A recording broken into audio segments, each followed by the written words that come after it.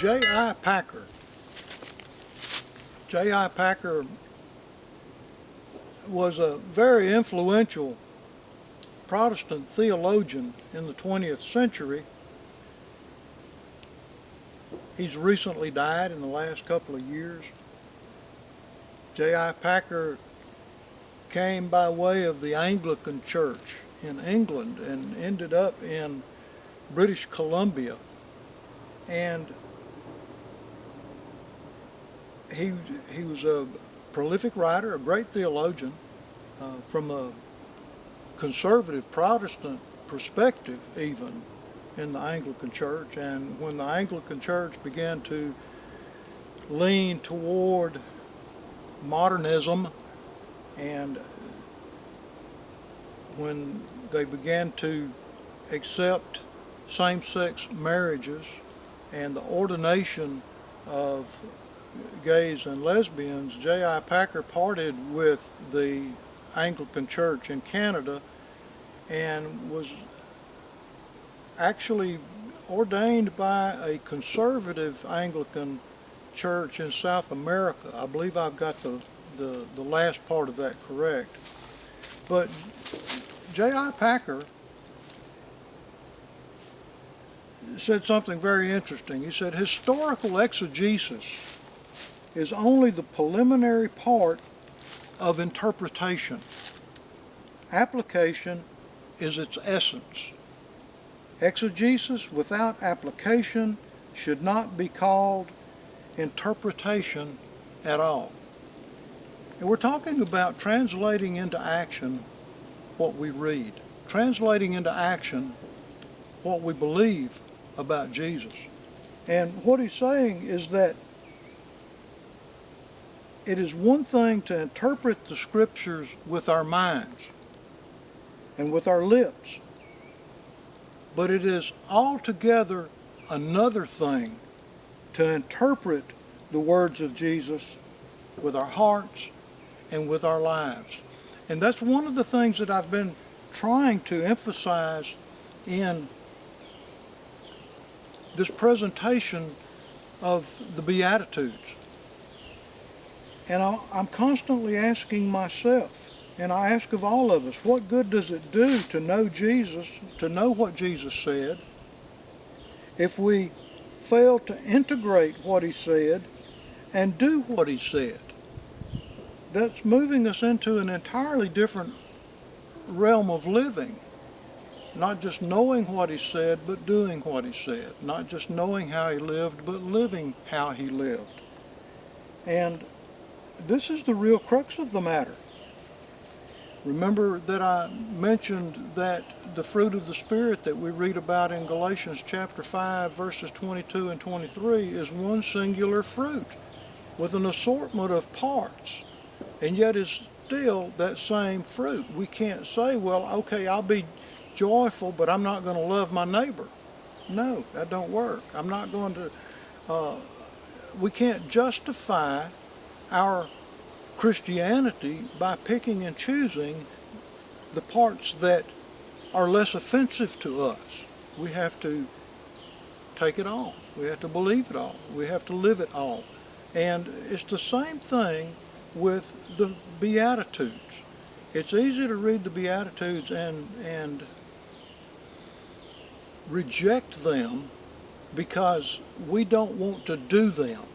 And I want to remind you that historically, the Beatitudes have been seen as those various parts that Jesus mentions when he says, blessed are, blessed are.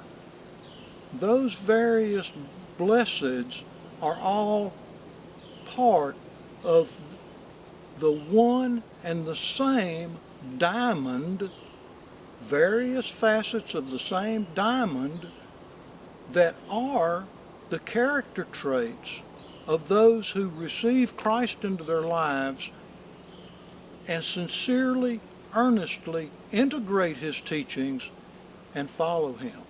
Now, that's a lot to deal with. It's easy to exegete, and it's easy to define things in the Scriptures. It's not so easy to integrate them and to apply them to our lives. Jesus said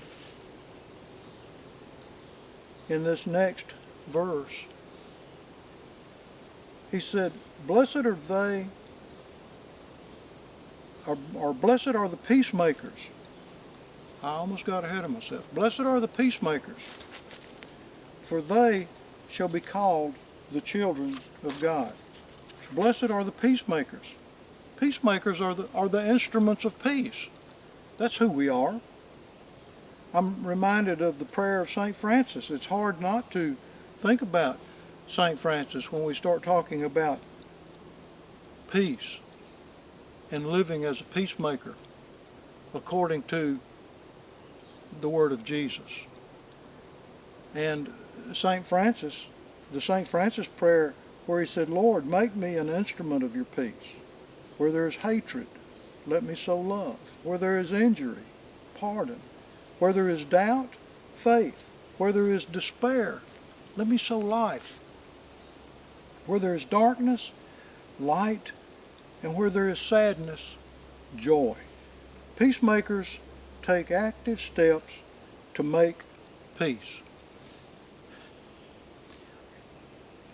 And I look at my own life and I have to ask myself, am I that person that Jesus is talking about in the Beatitudes?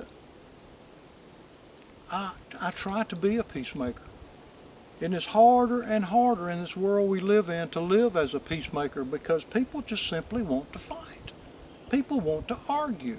People want to bow up and get mean and get physical and burn courthouses and burn police stations and burn trash cans and cuss and holler and carry on like a bunch of idiots. It's hard to be a peacemaker in this kind of a world that we're living in today.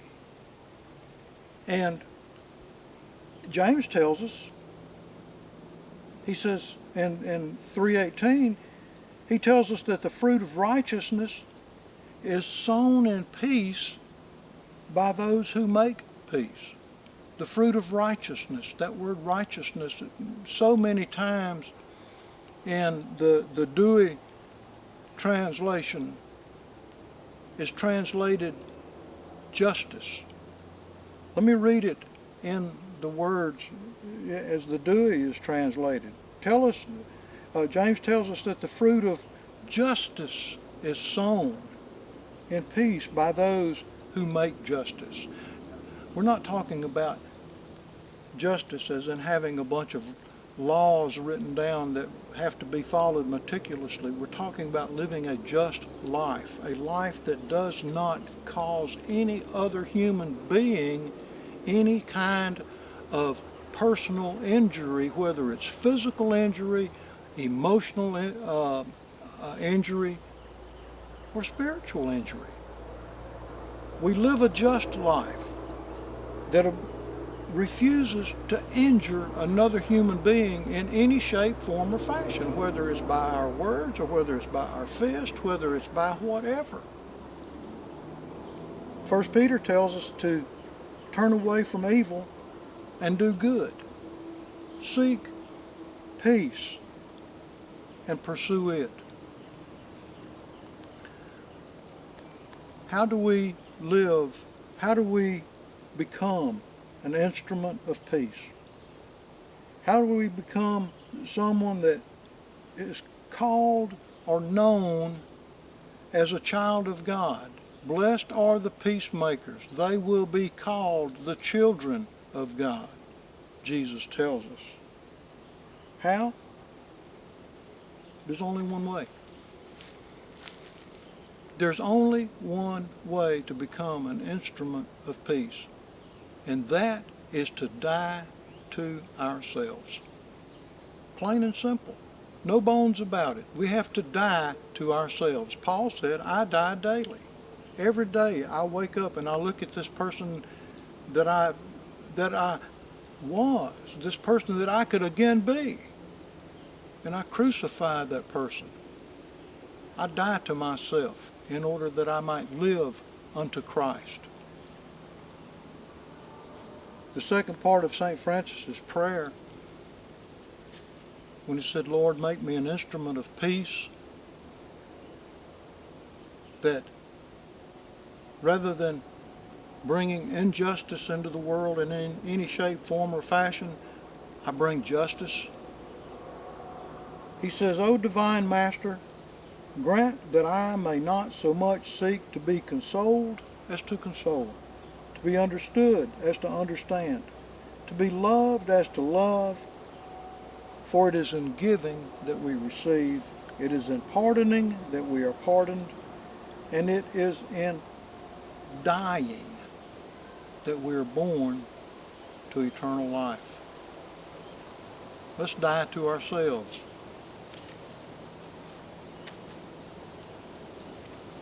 And bring a little peace into this crazy world that we live in today.